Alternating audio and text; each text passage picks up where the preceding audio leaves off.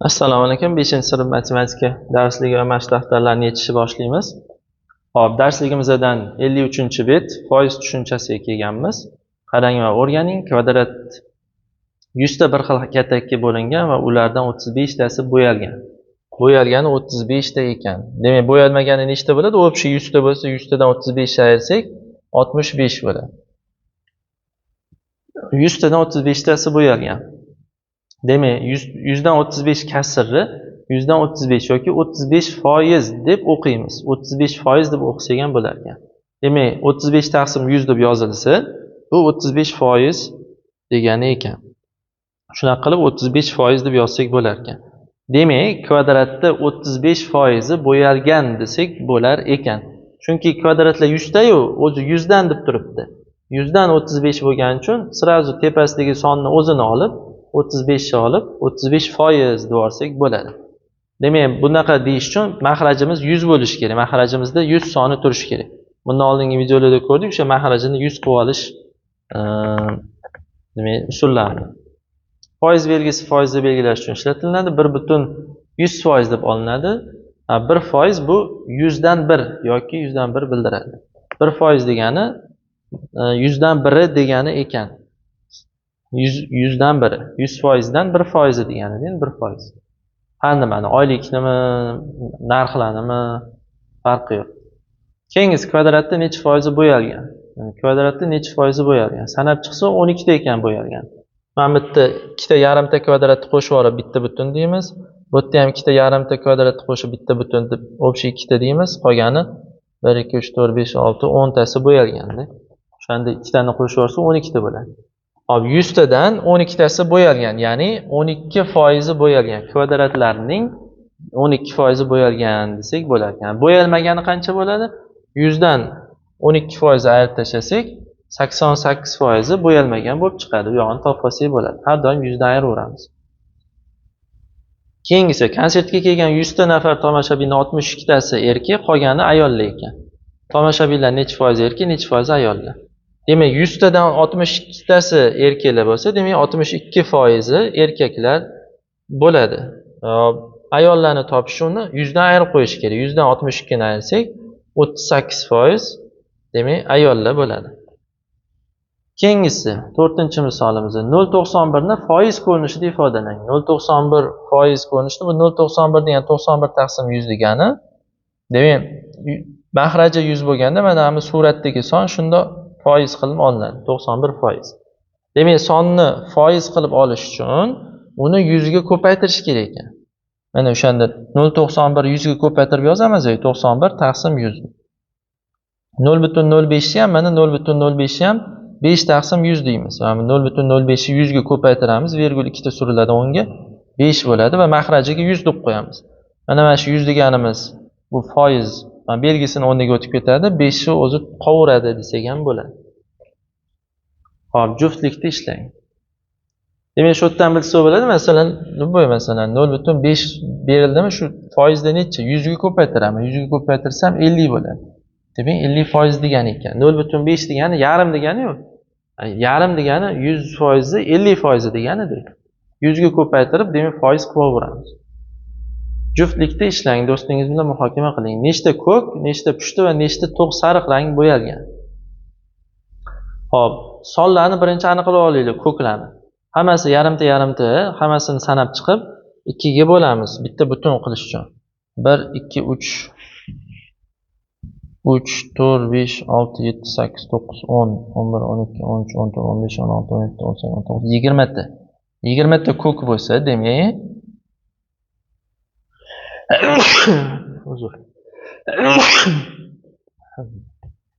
demak 10 ta katak ko'kka bo'yalgan deb hisoblanadi. Shu 100 ta katak bor bu yerda. 100 ta katakdan 20 ta katakni yarmi ko'kka bo'yalgan. Demak, bu degani xuddiki 10 ta katak butunlay ko'kka bo'yalgan kabi, deymi? Bizga butunlay bo'yalgan olsak qulaydi. Hop, endi kelgan pushti. Pushtini ko'rishimiz kerak. Topishimiz kerak nechtasi bo'yalganini va sariq. Olaverang desak ham bo'ladi. Pushtimiz 1 2 3 4 5 6 7 8 9 10, 11, 12, 13, 14, 15, 16, 17, 18, 19, 20.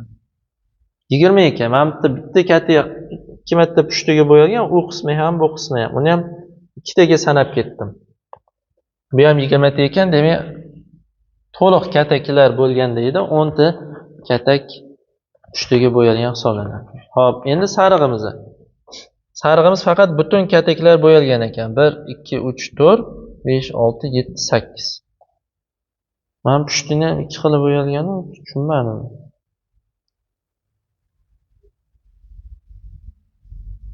Bir, ikki, uch, to'rt, besh, olti, sakkiztasi sarig'imiz bo'yalgan. Butun katak. U yarim kataklar yo'q. Uni ikkiga bo'lish shart emas. Qolganlarni ikkiga bo'ldi.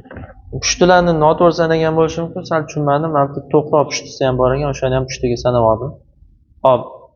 Ko'k kataklar katak kvadratda necha foizini tashkil qiladi? Bu hammasi mana sanab chiqsa 1, 2, 3, 4, 5, 6, 7, 8, 9, 10 ta. 1, 2, 3, 4, 5, 6, 7, 8, 9. Общий 100 ta katak ekan. Ko'kimiz 10 tasi bo'yalgan. Ya'ni 100 tadan 10 tasi bo'yalgan. Bu degani o'sha tepasini o'zini olamiz mana. 10% bo'yalgan. Pushti ham xuddi shunaqa 100 tadan 10 ta. Noto'g'ri sanab qo'ydimmi? Bir xil chiqyapti. Mana. Hop, 8 ta sarig'imiz. 100 tadan 8 ta bo'yalgan. Ya'ni 8% bo'yalgan. 90 katak kvadrati necha foizini tashkil etadi? Bo'ldi, shularni topdik. Demak, ko'kimiz 10%, pushtimiz ham 10%, sarig'imiz, to'q sarig'imiz 8% ni tashkil qilar ekan degan xulosa bersak bo'ladi. Qiziqarli matematika o'rganing va bo'lishing, guruh bo'lib ishlang. Kundalik hayotda uchraydigan foizga doir misollardan o'ylab ko'ring, rasmlar to'plab keling. Qanday foizlar ishlatilgani haqida sinov so'ngiga aytib bering.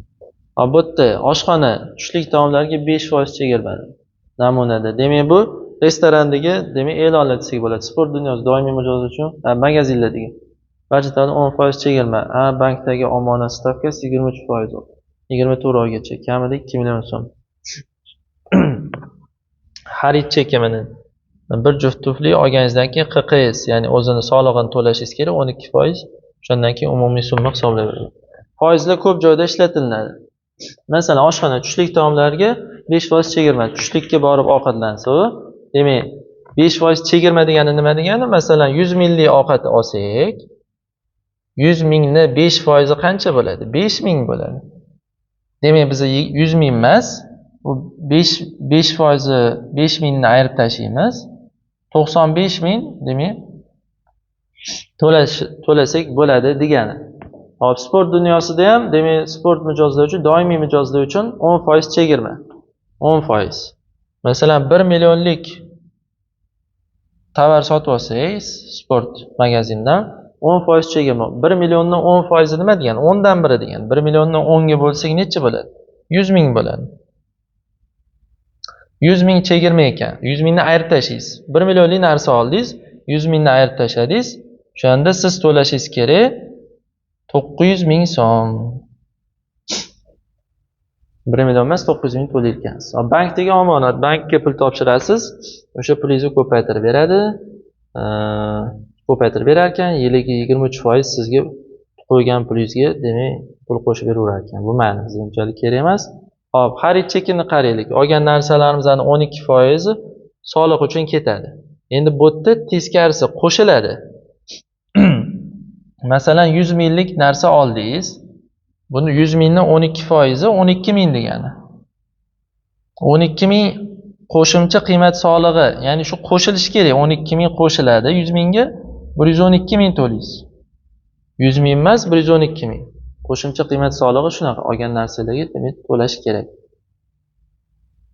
Hop, berilgan shakllarni necha foiz bo'yalgan mana. Misollarni ishlashni boshlaymiz. Sanab chiqishimiz kerak. Endi общий bu yerda ham 100 ta katak umumiy. Demak, 1 2 3 4 5 6 1 2 3 4.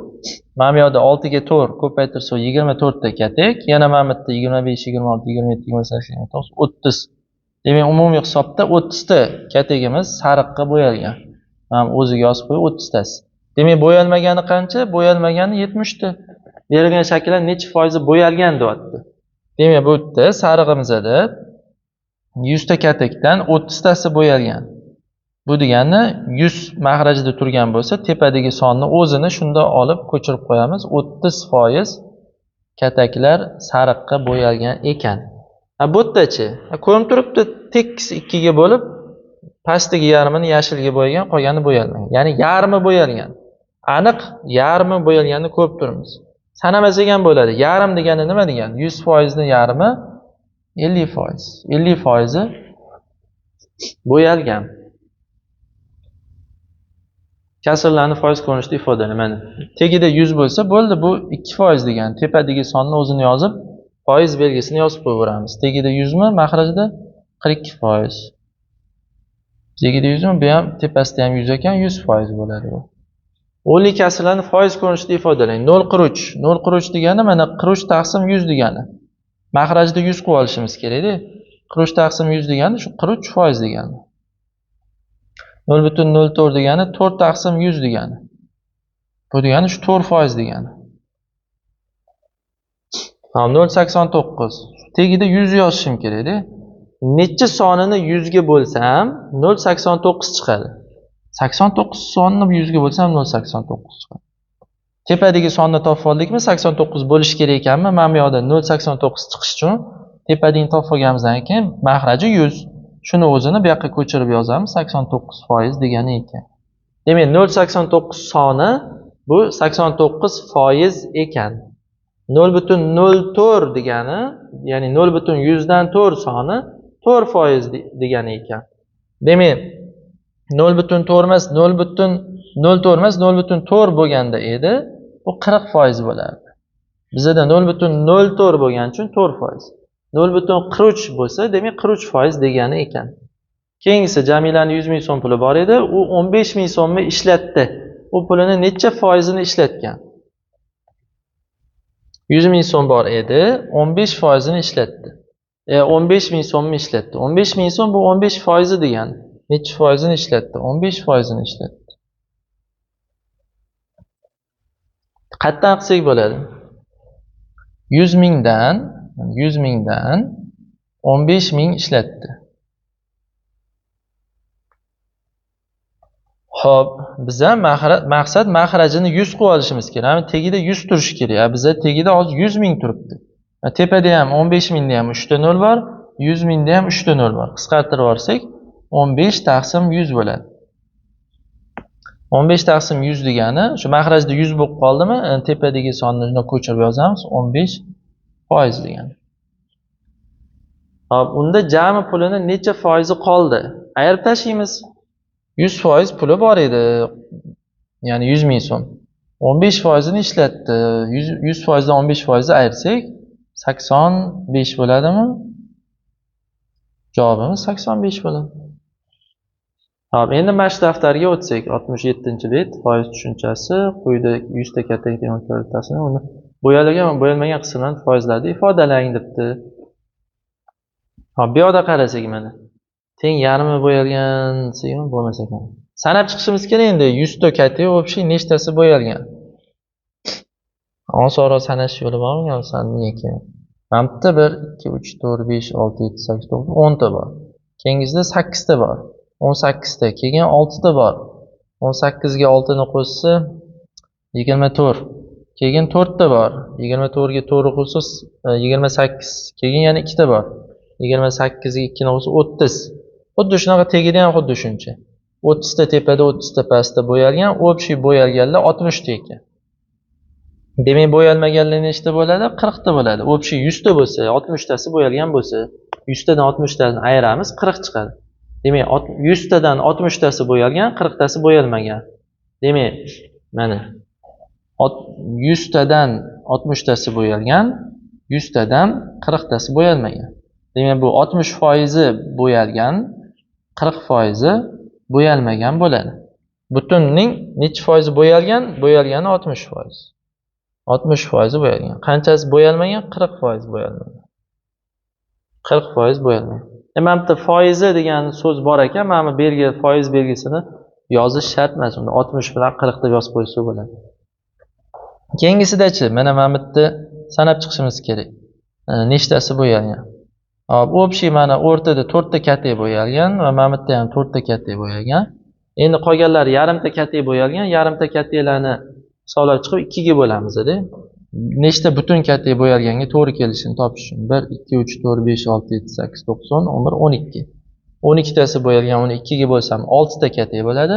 6 ta katekga 4 ta katek bo'yalganini qo'shsam 10 ta katek, 10 ta katekga yana 4 ta katek bo'yalganini qo'shsam 14 ta katek. 14 ta katek bo'yalgan 100 tadan 100 dan 14 ni ayirsak, nechtasi bo'yalmagan bo'ladi? 86 tasi bo'yalmagan bo'ladi. Demak, 100 dan 14 tasi bo'yalgan, 100 dan 86 tasi bo'yalmagan. Bu degani bo'yalgani 14% degani, bo'yalmagani 86%.